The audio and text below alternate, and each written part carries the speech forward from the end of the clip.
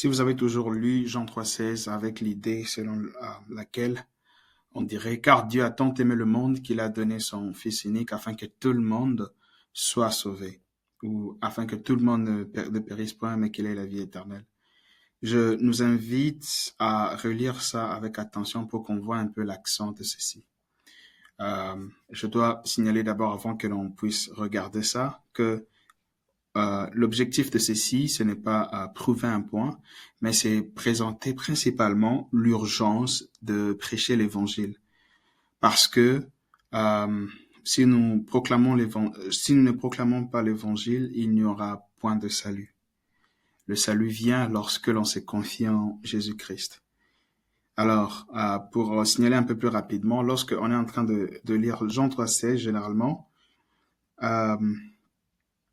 comme on l'avait vu la fois passée, on voit que le salut avait commencé avec Dieu, comme on avait dit, car Dieu, qui a démontré son amour envers le monde que nous sommes, le pécheur et consort, en donnant, on voit en fait cet amour qui était démontré par le don qu'il avait fait de son propre Fils unique, à savoir Jésus-Christ. Son Fils portant le même gène que le Père. Mais il faut savoir ceci, avant que l'on puisse avancer. Si on fait une observation, par exemple, on voit il y a cette introduction des « afin que ». Alors, j'aimerais commencer en disant que Dieu aussi a des ambitions. Dieu aussi a des ambitions. Je répète, Dieu aussi a des ambitions. C'est-à-dire que dans sa divinité, il porte aussi des ambitions multiples. Ça peut être l'ambition de démontrer sa gloire, ça peut être aussi, par exemple, en démontrant cette gloire, ça peut être une ambition de sauver une nation, sauver une âme, sauver un peuple. Alors, Jean 3,16 est en train de nous donner une introduction à la plus grande ambition de Dieu ici. C'est introduit par cette expression « afin que ». Vous allez remarquer qu'il y a une écriture que j'ai pu attacher, mais je vais expliquer à cette écriture-ci.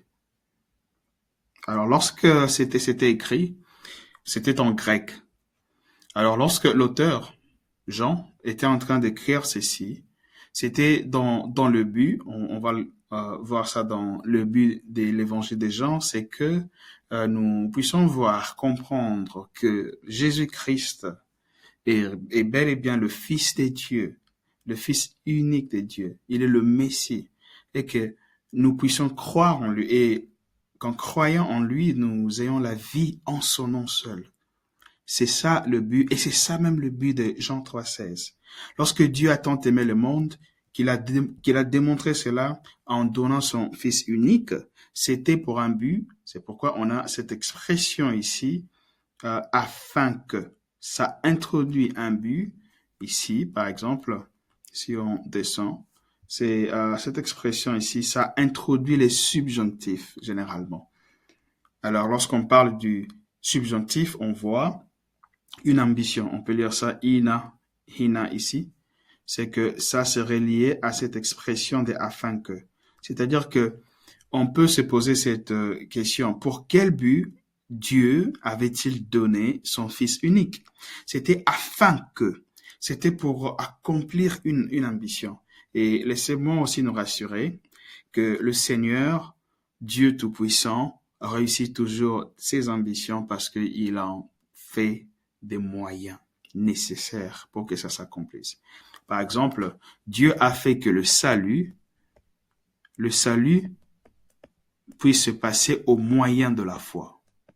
La vérité, c'est que si nous enlevons l'exercice de la foi en Jésus-Christ, il n'y a point de salut. Le salut ne vient que lorsque on croit en Jésus-Christ. C'est pourquoi quand on lit Jean 3,16, nous avons cette expression ici. Cette expression qui dit « afin que quiconque croit ». C'est-à-dire ça introduit d'abord le but. C'est quoi le but? Le but, c'est que Dieu a eu une ambition démontrée en donnant son Fils unique afin que quiconque croit en lui. En lui ici, c'est le Fils unique de Dieu. Ne périsse point, mais qu'il ait la vie éternelle. Et pour entrer dans une autre profondeur de ce texte, j'aimerais que l'on puisse voir en fait ces mots ensemble. On va aller patiemment. Cette expression ici, ou ce groupe de mots, quiconque croit en lui, disons d'abord quiconque croit, ensuite en lui, ça vient encore d'une expression grecque. J'aimerais que l'on puisse même voir seulement ici, c'est ho pisturn. Cette expression, c'est généralement, les pisturn ici qu'on est en train de voir en grec, c'est un participe présent. C'est un participe présent. Alors, ce participe présent, comme généralement, c'est utilisé pour parler d'une action qui est en train de se faire. Une action qui a un accent continu. Par exemple, comme on dirait en français, je suis en train d'aller à l'école. Généralement, en grec, on a ce genre d'expression aussi. C'est-à-dire que je suis allant à l'école, par exemple. Par exemple, ici, je peux dire, j'explique Jean 3,16, ayant le verbe croire, par exemple. C'est-à-dire que généralement, en anglais, c'est que se termine avec le ing à la fin. Alors, en français, quand je dis en train de, alors que j'étais en train d'exprimer le parti présent, c'était juste pour nous donner un peu cet accent, parce que généralement, le parti présent, par exemple, le verbe partir, euh, c'est partant. Voilà. Donc, quand on utilise ça, c'est ici, en fait, dans ce contexte, c'est pour introduire une action avec un accent continu. Ça, c'est une chose. C'est-à-dire que c'est afin que quiconque continuellement croit, littéralement, afin que quiconque continuellement croit, ou encore, pour être beaucoup plus précis, afin que quiconque croyant, pour garder le français correct.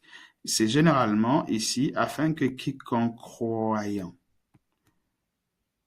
Ou encore, pour être beaucoup plus précis davantage, lorsqu'on a ces passes ici qu'on est en train de voir, le passe ici, ça peut aussi vouloir dire tout. Voilà.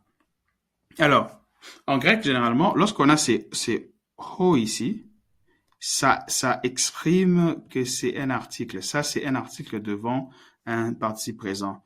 D'où cette expression peut être considérée comme un nom.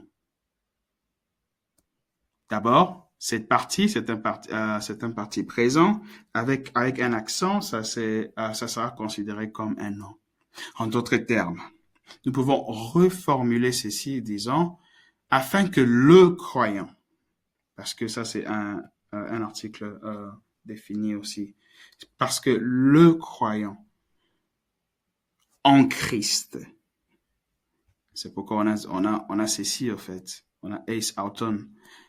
En Christ, ça c'est en lui généralement. Donc lorsqu'on voit quiconque croit, on utilise un peu de grec, on fait un peu d'exercice.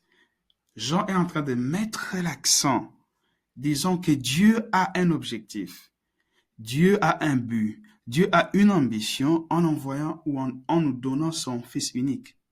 C'est afin que seul celui qui croit en ce Fils, le Christ, ne périsse point, mais qu'il ait la vie éternelle. C'est pourquoi, généralement, lorsqu'on remonte, on a une introduction des subjonctifs, c'est afin que ici, qu'on avait vu, qu'est-ce que ça introduit, beaucoup plus précis, ça introduit le verbe périr ici au subjonctif, ça aussi introduit le verbe avoir au subjonctif. On voit que le subjonctif en français est utilisé pour introduire un but, une action avec une intention de. Voilà, donc ici, dans ce cas, quand on dit afin que quiconque croit en lui, on veut littéralement dire afin que le croyant soit sauvé. Donc, Jésus-Christ est présenté chez tous, devant tout le monde, comme le don qui vient de Dieu, pas n'importe quel don, c'est Dieu lui-même, Dieu incarné en son Fils, Jésus-Christ dans la chair. Dieu a donné le Christ afin que seul le croyant, ça c'est un accent très important, c'est seul le croyant, afin que seul le croyant soit sauvé. C'est-à-dire que c'est aussi une invitation qui nous parle aussi de l'urgence. 1. De prêcher l'évangile. 2. De croire en Jésus-Christ. Parce que l'homme doit croire pour être sauvé. Un homme qui ne croit pas ne sera jamais sauvé. Un homme qui n'exerce pas la foi ne sera jamais sauvé. C'est la raison pour laquelle il faut nécessairement prêcher l'évangile afin que les âmes soient sauvées. Sans la foi, il n'existe pas de salut. Pourquoi? Souvenez-vous, on avait dit Dieu a des ambitions. Et Dieu, lorsqu'il a une ambition, il en fait des moyens nécessaires pour atteindre cela. C'est pourquoi Éphésiens chapitre 2, si nous lisons Éphésiens 2, on voit que, du verset 8 au verset 10, on dit que c'est par la grâce que nous sommes sauvés, ou c'est par grâce que nous sommes sauvés au moyen de la foi. La foi, c'est le moyen que le Dieu souverain a établi afin que les pécheurs que nous sommes soyons sauvés. D'où l'exercice de la foi est indispensable. Et aussi l'accent ici, c'est que Jean ici n'est pas en train de dire, car Dieu a tant aimé le monde qu'il a donné son Fils unique afin que quiconque soit sauvé, ou afin que quiconque ne périsse point, mais qu'il ait la vie éternelle. Non. Jean est en train de dire, afin que quiconque croit. C'est la raison pour laquelle nous étions rentrés dans cette expression grecque pour qu'on puisse avoir cette familiarité avec la vérité de croire. C'est ho pistion. C'est afin que celui qui est croyant, afin que tout croyant soit sauvé et soit épargné de la destruction éternelle, mais qu'il ait la vie éternelle. C'est-à-dire que lorsque Dieu nous démontre son amour en nous donnant son Fils unique, c'est afin que seul celui qui croit soit sauvé. Ce n'est pas tout le monde. Pour que l'on tombe dans une sorte de familiarité qui peut nous faire tomber dans une vision universaliste. Le salut est exclusivement donné à celui qui croit en Jésus-Christ. Et Dieu ne met personne à la porte. Il ne met personne à la porte. Il ne met personne à la porte. Celui qui s'est confié en lui sera bel et bien sauvé. Éternel tendre Père, je prie que ta parole puisse nous donner le fruit. Que l'on croie et que l'on continue à croire et que la foi soit notre partage. Nous prions, Seigneur Dieu, que tu puisses nous aider à comprendre ces choses afin que nous puissions voir combien c'est urgent d'aller prêcher l'évangile et aussi présenter combien c'est urgent d'exercer la foi pour être sauvé. Au nom de Jésus-Christ. Amen.